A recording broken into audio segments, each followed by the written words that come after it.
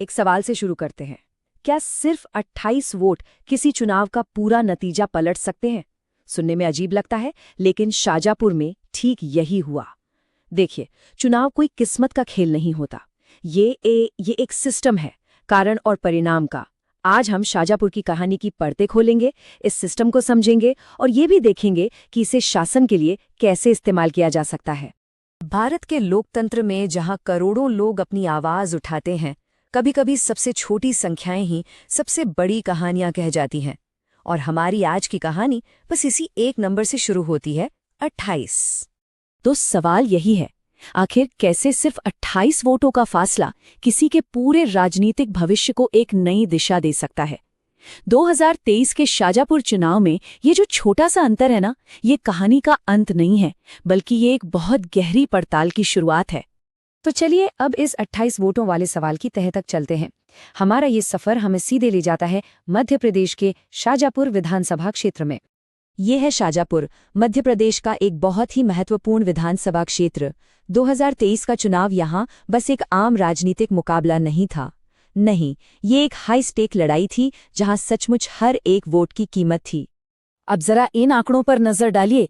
BJP को मिले 47.33% vote और कांग्रेस को 47.32%। मतलब ये कोई आम मुकाबला था ही नहीं, ये तो एक स्टैटिस्टिकल टाई था जहां जीत और हार का फैसला 0.01% से भी कम के अंतर से हुआ। किसी भी चुनाव के नतीजों को समझने के लिए पहले उस जमीन और वहां के लोगों को समझना पड़ता है, क्योंकि राजनीति हवा में नहीं होती, वो जमीन पर होती है। तो चलिए शाजापुर की राजनीतिक मिट्टी को थोड़ा और करीब से जानते हैं। शाजापुर का जो सामाजिक ताना बाना है वो काफी पेचीदा है। यहाँ कुल मतदाता हैं लगभग 2,21,000।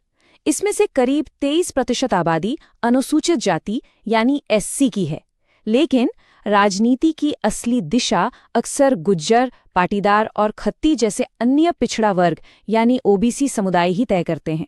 इनके साथ ही राजपूतों और मुस्लिम एवं जैन अल्पसंख्यकों की भी अपनी एक अहम भूमिका है।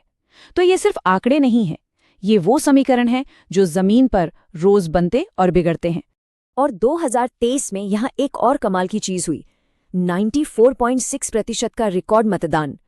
अब सोचिए, ये सिर्फ एक संख्या नहीं है, ये इस बात का सबूत है कि यहाँ के लोग कितने जागरूक और सक्रिय हैं। ये उनकी बुलंद आवाज है जिसे कोई भी नजरअंदाज नहीं कर सकता। 2023 का जो ये नतीजा था वो कोई अचानक हुई घटना नहीं थी। नहीं, ये तो पिछले 30 सालों मतलब 7 चुनावों के एक लंबे सफर का पड़ाव था। तो इस कहानी को समझने के लिए हमें थोड़ा इतिहास में जाना होगा। इस चार्ट को देखिए, ये पिछले 3 दशकों में मतदान में हुई लगातार और जबरदस्त बढ़ोतरी को दिखाता है। 1993 में जहां 70% वोटिंग हुई थी, वहीं 2023 में ये आंकड़ा बढ़कर लगभग 95% हो गया। ये सीधा सीधा प्रमाण है कि मतदाताओं में राजनीतिक जागरूकता बढ़ रही है और अपनी सरकार से उनकी उम्मीदें भी बढ़ रही हैं।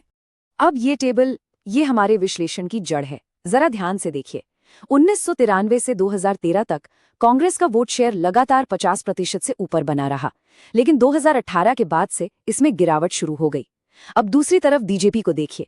2018 में उनका वोट शेयर गिरकर सिर्फ 24% रह गया था, लेकिन 2023 में उन्होंने एक जबरदस्त वापसी की और 47% वोट हासिल कर लिए।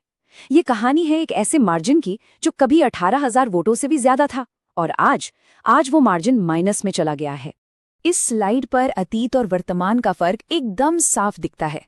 1998 में 18,169 वोटों की एक तरफा जीत और 2023 में महज 28 वोटों की हार।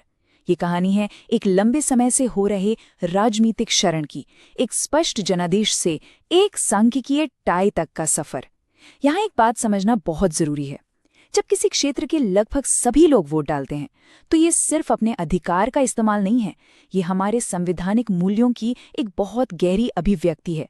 हर एक वोट अपनी गरिमा और नागरिक जिम्मेदारी के साथ अपनी बात रखने का एक तरीका है।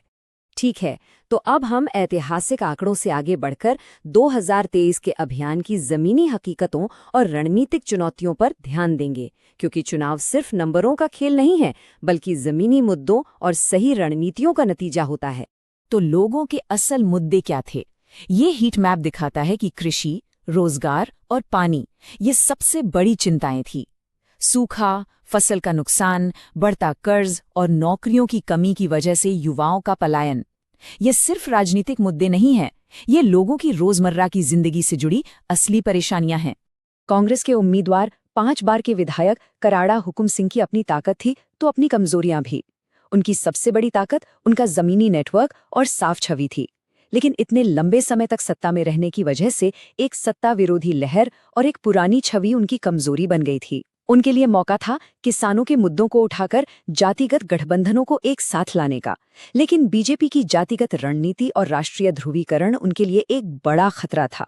तो इस पूरी स्थिति से बाहर कैसे निकला जा सकता है? इसका जवाब एक समाधान आधारित विश्लेषण में है।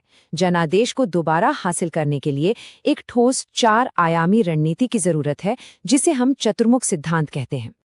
ये चतुर्मुख सिद्धांत 4 स्तंभों पर खड़ा है। पहला, चुनावी, स्थानीय मुद्दों के चारों ओर ओबीसी और एससी वोट गठबंधनों को एकजुट करना। दूसरा, संगठनात्मक, जमीन पर हर एक बूथ स्तर की टीम को मजबूत करना। तीसरा, नैरेटिव, विकास और विश्वास की एक सकारात्मक कहानी बनाना। और चौथा, संसाधन, ज्यादा से ज्यादा असर के लिए फंड्स और स्वयंसेवकों को माइक्रो टारगेट करना। ये एक पूरी प्रणाली है। जैसा कि एमजीआर ने कहा था, अगर आप भीड़ खरीद सकते हैं तो आप शोर किराए पर ले सकते हैं, लेकिन अगर आपको जीत चाहिए तो विश्वास कमाना पड़ता है। इस ब्लूप्रिंट का मूल दर्शन भी यही है। जीत सिर्फ शोर शराबे और तमाशे से नहीं, बल्कि लोगों से असली जुड़ाव और उनके विश्वास से बनती है। चलिए अब अंतिम खंड में चलते हैं। यहाँ हम उस व्यावहारिक रोड मैप की बात करेंगे जो इस रणनीतिक सिद्धांत को एक ठोसा दिन प्रतिदिन की कार्य योजना में बदलता है। मतलब विश्लेषण से जनादेश तक का सफर। ये है 90 दिनों का एक्शन प्लान, जिसके 3 चरण हैं। पहले 30 दिनों में अपने बेस को संगठित करना है, बूथ कमेटियों को फिर से एक्टिवेट करना और घर घर जाके संपर्क शुरू करना।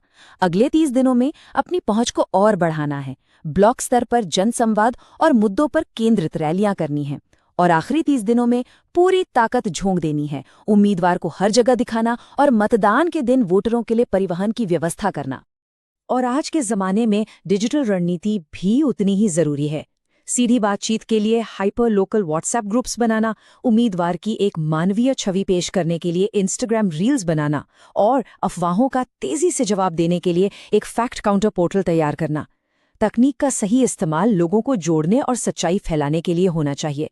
और हाँ, यहाँ ये याद रखना बहुत ज़रूरी है कि व्हाट्सएप जैसे प्लेटफॉर्म का इस्तेमाल करते समय भारत के नए डिजिटल पर्सनल डेटा प्रोटेक्शन यानी डीपीडीपी एक्ट का सम्मान करना होगा। इसके तहत लोगों की गोपनीयता और उनकी सहमति सबसे ज़्यादा ज़रूरी है। मतलब आप डेटा का उपयोग सिर्फ उसी काम के लिए कर सकते हैं जिसके लिए सहमति ली गई है। तो इस पूरी रणनीति का जो अंतिम लक्ष्य है वो सिर्फ चुनावी गणित से कहीं आगे है। असली लक्ष्य है 28 वोटों के घाटे को शासन के लिए एक स्थिर और लंबे समय तक चलने वाले जनादेश में बदलना। ये निर्वाचन क्षेत्र के साथ एक मजबूत और स्थायी रिश्ता बनाने की बात है। तो अंत में एक सवाल जो हमें सोचना चाहिए, क्या डेटा और मानवीय जुड़ाव पर आधारित सटीक राजनीति की एक प्रणाली सबसे छोटे अंतर को सबसे मजबूत जनादेश में बदल सकती है?